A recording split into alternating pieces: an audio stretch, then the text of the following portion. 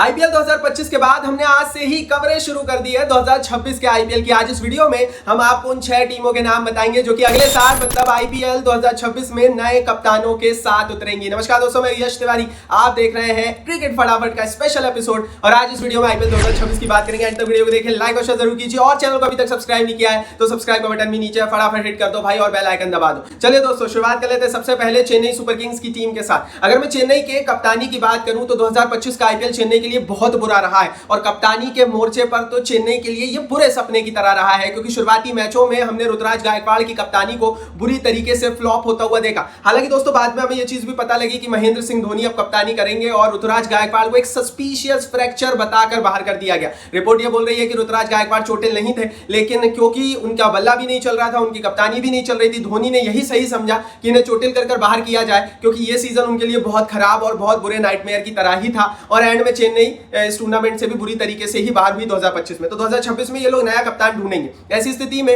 ऋतुराज गायकवाड़ को अगर ये लोग कंटिन्यू नहीं करते हैं तो संजू सैमसन और ऋषभ पंत भी ऑप्शन है। अब ऋषभ पंत क्या कंटिन्यू करेंगे लखनऊ में, इस पर आगे इसी वीडियो में बात करेंगे। संजू सैमसन का क्या फड्डा हुआ है राजस्थान रॉयल्स की टीम में, उस पर भी आज इस वीडियो में बात करेंगे। लेकिन चेन्नई को अब तलाश रहेगी धोनी के एक विकल्प की। गायकवाड़ शायद वो ना विकल्प ना हो और ऐसी स्थिति में पंत या सैमसन में से किसी एक के पीछे ये लोग छोटी नीलामी में जा सकते हैं अगर ये दोनों उपलब्ध रहते हैं तो ये भी नए कप्तान के साथ उतर सकते हैं। आगे बढ़ते हैं दोस्तों, चेन्नई सुपर किंग्स की टीम के बाद लखनऊ सुपर जायंट्स की टीम की बात कर लेते हैं। यार लखनऊ ने 27 करोड़ रुपए लगाए थे ऋषभ पंत पे और वो 27 करोड़ रुपए में से 27 रुपए भी नहीं वसूल पाई। दूसरी बड़ी चीज है, बल्ला तो चला ही नहीं चला, कप्तानी तो बुरी तरीके से फ्लॉप हुई, लखनऊ सीजन से भी बाहर हो गई। तो कुल मिलाकर लखनऊ ने बहुत अच्छा क्रिकेट खेला नहीं।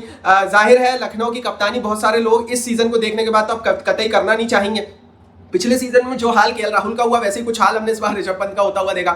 इतनी प्रेशर सिचुएशन में मुझे नहीं लगता कोई भी कप्तान लखनऊ के साथ डायरेक्टली जुड़ना चाहेगा। वो तो आपने 27 करोड़ रुपए ऋषभ पंत को दे दिए तो वो जुड़ गए। मुझे नहीं लगता अगले साल ऋषभ पंत 30 करोड़ में भी लखनऊ की कप्तानी करेंगे। तो लखनऊ को तो नया कप्तान ढूंढना ही। दूसरी बड़ी चीज ये है कि निकोलस पूरन इनके पास एक ऑप्शन है। इनके पास विदेशी ऑप्शन अच्छे थे। मिचेल मार्श भी ऑस्ट्रेलिया की कप्तानी करते हैं लिमिटेड ओवर फॉर्मेट में, माकराम भी ऑप्शन है। तो कुल मिलाकर लखनऊ के पास विकल्प थे। मेरे हिसाब से अगर आप ऋषभ पंत को एज ए प्लेयर ही खिलाते तो ज्यादा बेटर होता। कप्तानी के मोर्चे पर लखनऊ नया कप्तान ढूंढेगी और 2026 के आईपीएल में एक विदेशी ऑप्शन लेकर ये लोग आ सकते हैं कप्तानी में। पंत तो कतई कंटिन्यू करने नहीं वाले जो हमने देखा है। आगे बढ़ते हैं दोस्तों, अब बात कर लेते हैं दिल्ली कैपिटल्स की टीम की। अक्षर पटेल ने बहुत नेग्लिजेंस दिखाया। हमने एक मैच में जब आधा आईपीएल हुआ था, दिल्ली की टीम हारी थी, तब अक्षर पटेल ने जिस मजाकिया अंदाज से अपनी हार को डिस्क्राइब किया था ना, उसी दिन ये बात अपने चैनल पर कही थी कि अक्षर पटेल बहुत लाइटली ले रहे हैं और वही हुआ। एंड में दिल्ली क्वालिफाई नहीं कर पाई, दरवाजे से बाहर हुई। कप्तानी एक बहुत बड़ा फैक्टर थी जिसके चलते दिल्ली एकदम से बाहर हुई। मेरे हिसाब से दिल्ली बहुत अच्छा क्रिकेट खेल रही थी और अगर इनका कप्तानी +2 +3 और होती, मतलब थोड़ी सी और अच्छी होती ना,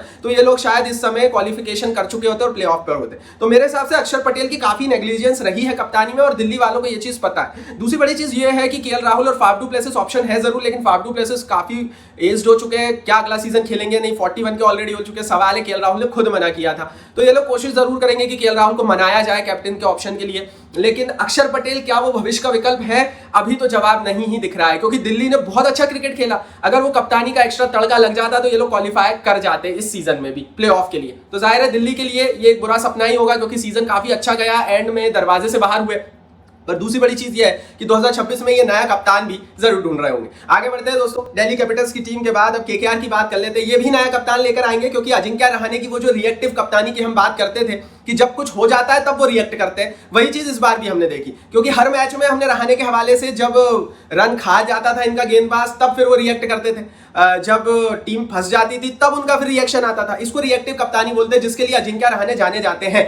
अजिंक्य रहाणे बहुत बड़े खिलाड़ी रहे हैं, कोई छोटे प्लेयर नहीं रहे। दैट्स व्हाई केकेआर ने कप्तानी दी थी, लेकिन केकेआर से भी गलती हुई थी। लास्ट ईयर आपको श्रेयस अय्यर ने जिताया था, आपने उसको कप्तान के रूप में क्या एज ए प्लेयर रिटेन नहीं किया, उसको आपने भाई ऑक्शन में डाल दिया, उस पर पैसा भी नहीं लगाया। तो ये जो चीज की ना केकेआर वालों ने, वहीं से ही तय हो चुका था कि ये लोग फंस चुके। कैप्टन ये लोग रहाणे को देना नहीं चाहते थे, इन्होंने जबरन दी।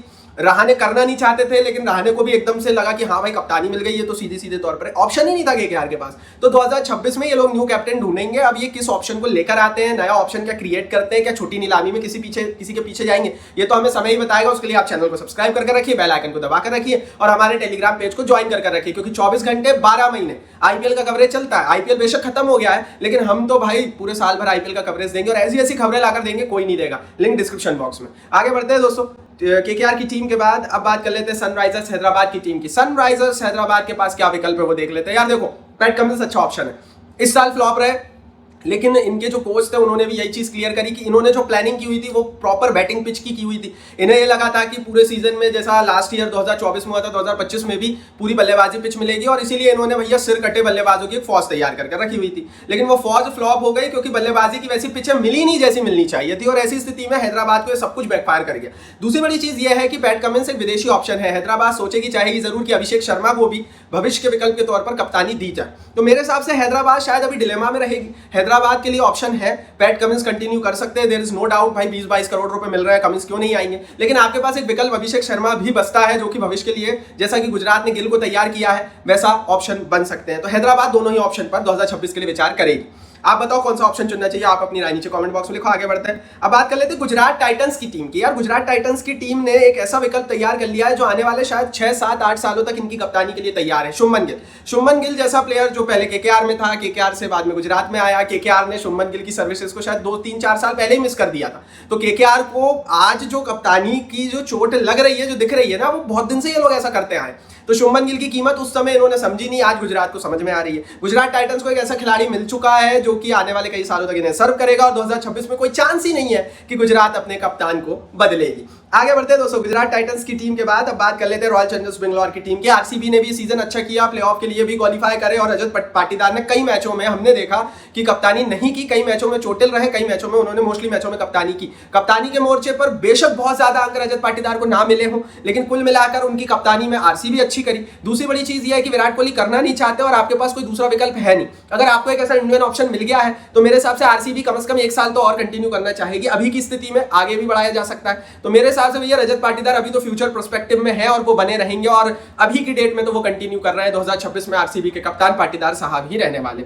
आगे बढ़ते हैं दोस्तों, आरसीबी की टीम के बाद अब राजस्थान रॉयल्स की टीम की बात करते हैं। कॉन्फ्लिक्ट देखा हमने इस साल के आईपीएल में राजस्थान रॉयल्स की टीम में, जब राहुल द्रविड़ वो सुपर ओवर हुआ इनका एक, जिसमें वो टीम मीटिंग कर रहे थे, तो सैमसन ने उस टीम मीटिंग का हिस्सा बनना भी सही नहीं समझा। उस समय से ही खबरें आने लगी कि सब कुछ सही नहीं है और संजू सैमसन के हिसाब से राजस्थान की टीम चल नहीं रही है। दूसरी बड़ी चीज ये कि राजस्थान का प्रदर्शन भी बहुत बुरा रहा, और शायद वो ड्रेसिंग रूम में खींचतान हमें देखने को मिली कि शायद वो होगा कि नहीं भाई इसने सही किया, द्रविड़ ने सही किया, सैमसन ने सही किया। तो मेरे हिसाब से कप्तानी चेंज हो सकती है, राजस्थान रॉयल्स अगला नया विकल्प ढूंढ सकती है, और 2026 में ये लोग नए ऑप्शन को भी देख सकते हैं। क्या रियान पराग वो ऑप्शन है? अभी तो नहीं, उनकी कप्तानी में वो बात दिखी नहीं। क्या जायसवाल को आप प्रोजेक्ट करोगे?